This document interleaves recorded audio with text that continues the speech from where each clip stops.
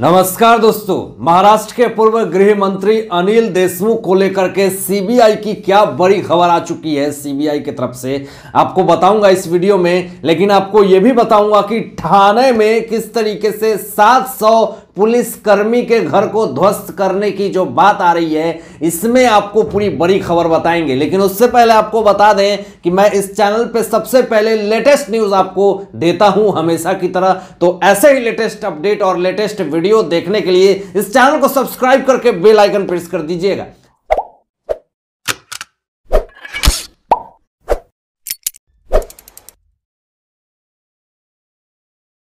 सबसे पहले आपको दोस्तों बता दें कि अनिल देशमुख महाराष्ट्र के पूर्व गृह मंत्री हैं। इन्होंने ऐसे ऐसे काले कांड किए हैं जिससे कि ये कहीं ना कहीं अपने ही काले कांड को वजह से जेल के सलाखों के पीछे पूरी तरीके से झेल रहे हैं और पूरी तरीके से एक ऐसी जिंदगी जी रहे हैं जो कभी भी उन्होंने अपने सपने में नहीं सोचा था, ना देखा था। लेकिन आपको बता दे दोस्तों कि ईडी यहां पे इनके ऊपर शिकंजा कसी, लेकिन उसके बाद अब सीबीआई की पूरी नजर है। लेकिन इस केस में सचिन वाजे और अनिल देशमुख और संजीव पलांडे और कुंदन शिंदे, ये सारे लोग सबसे बड़े आरोपी और सबसे बड़े साथी हैं, जो आपको बताऊंगा इस वीडियो में कि कैसे सीबीआई ने इन सब पे शिकंजा कसा।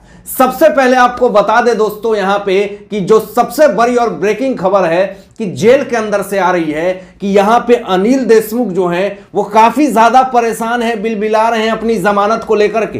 ये 14 दिन की जुडिशियली कस्टडी खेलते खेलते ये परेशान हो चुके हैं और पूरी तरीके से कोशिश में है कि मेरी किसी तरीके से जमानत हो जाए। लेकिन ये पॉसिबल नहीं हो रहा है, पॉसिबल बिल्कुल नहीं होने वाला भी है, क्योंकि आपको बता दें यहां पे कि 1 नवंबर को ईडी ने गिरफ्तार किया था और 1 नवंबर से लेकर के आज किस तरीके से अप्रैल आ गई है, यानी 5 महीने से अनिल देशमुख जेल के सलाखों के पीछे सर रहे हैं और रोज कोशिशें कर रहे हैं कि मुझे जमानत मिल जाए, लेकिन जमानत नहीं मिल रही है। यह साफ तौर पे दिख रहा है दोस्तों कि कानून का शिकंजा जो है वो महाराष्ट्र के पूर्व गृह मंत्री अनिल देशमुख के ऊपर काफी ज्यादा जोरों शोरों से पड़ चुका है। लेकिन इन सब का जो खात्मा है ये बहुत ही जल्द होने वाला है।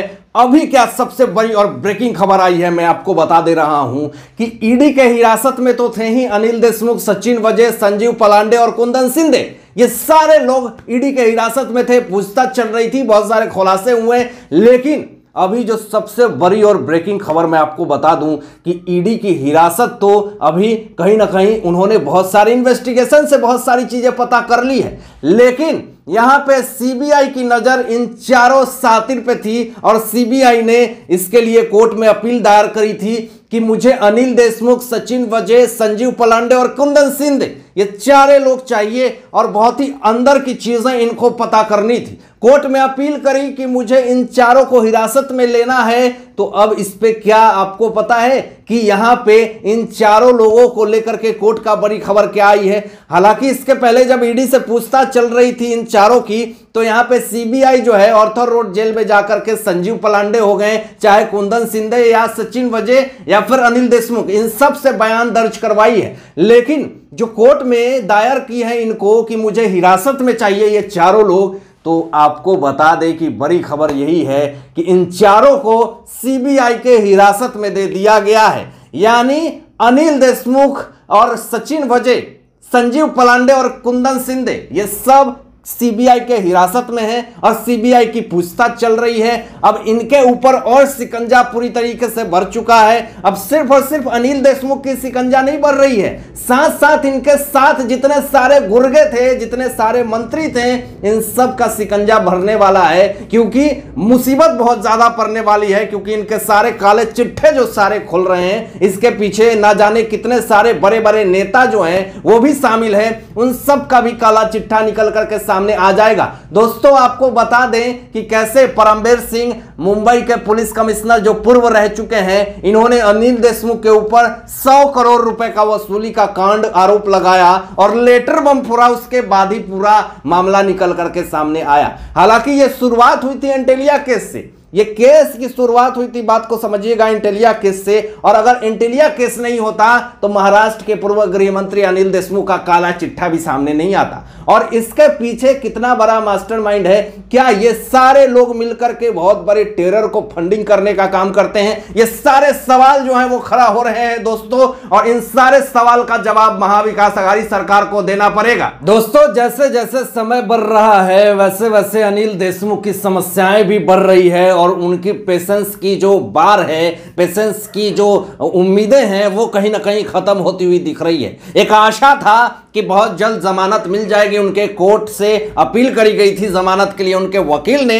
एड़ी चोटी एक कर दी, लेकिन जमानत नहीं मिला। उनके परिवार की तरफ से पूरी कोशिश करी गई। अब ईडी की तरफ से जो खुलासा हुआ वो भी आपको बता दें कि इनका पूरा परिवार सम्मिलित था पूरे स्कैम में, पूरे गैंगबाजी में, और इन सारे लोगों ने फर्जी स्कैम करके पैसे का घोटाला किया, पुलिस कर्मियों का गलत प्रयोग करके पैसे ऐंठे, गलत कंपनियां दिखाई, बिना प्रोडक्ट का पैसा को लेन देन ट्रांजैक्शन बैंकिंग में दिखाया, ब्लैक मनी को व्हाइट करने का पूरा मामला दिखाया। तो दोस्तों, यहां पे एक सवाल बहुत बड़ा उठ रहा है। यहां पे जो अनिल देशमुख के ऊपर परमवीर सिंह ने 100 करोड़ रुपए का वसूली का जो पूरा जो आरोप लगाया है, अब यहां पे सवाल खड़े हो रहे हैं बीजेपी की तरफ से कि वो 100 करोड़ रुपए ये तो महीने के वसूलते थे, ना जाने कितने दिनों से अनिल देशमुख 100 करोड़ रुपए वसूल रहे हैं, वो सारे पैसे कहां हैं? ये सारे पैसे कहां हैं? इसके पूरे सवाल का जवाब अब बीजेपी को चाहिए। अब बीजेपी जिस तरीके से सवाल का जवाब मांग रही है,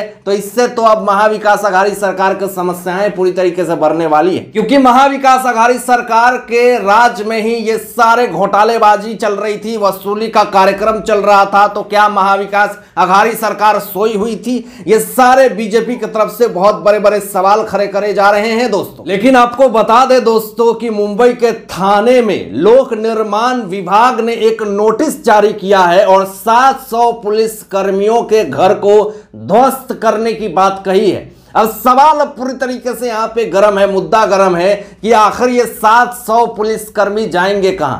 ये 24 घंटे जिस तरीके से पुलिसकर्मी सड़कों पे निकल करके पब्लिक की सेवा करते हैं और 15 इमारतों को ध्वस्त करने की बात करी आ रही है लोक निर्माण विभाग की तरफ से, तो ये 700 पुलिसकर्मियों के जो घर परिवार है वो कहां जाएंगे और फ्लैट पूरी तरीके से उनके ध्वस्त हो जाएंगे। दोस्तों, यहां पे बीजेपी की तरफ से सवाल खड़े करने शुरू हो गए हैं कि एक तरफ महाविकास अघाड़ी सरकार विधायक को फ्लैट देने की बात कर रही है, और एक तरफ जो है लोक निर्माण विभाग महाविकास अघाड़ी सरकार की तरफ से 700 पुलिसकर्मियों के इमारत को, घर को ध्वस्त करने की बात चली आ रही है। इन तमाम मुद्दों को लेकर के जिस तरीके से पूरा विवाद खड़ा हो रहा है, तो अब शुरू हो चुका है महाघमासान कि आखिर ये 700 पुलिसकर्मी जाएंगे कहां और इनकी देखभाल कौन करेगा? इनके बच्चों का स्कूल, खाना पीना, रोजगार कैसे चलेगा? क्या ये फुटपाथ पे रहेंगे जो हमारे देश के लिए, हमारी जनता के लिए 24 घंटे निस्वार्थ भाव से सेवा करते हैं? क्या उनके लिए गवर्नमेंट को सोचना नहीं चाहिए? दोस्तों, आप क्या सोचते हैं इन सारे मुद्दों पे, इन सारे बातों पे अपने विचार जो व्यक्त कीजिएगा, और ऐसे ही लेटेस्ट अपडेट पाने के लिए इस चैनल को सब्सक्राइब करके बेल आइकन प्रेस कर दीजिएगा और अपना ध्यान रखिएगा। सत्यमेव जयते। जय हिंद।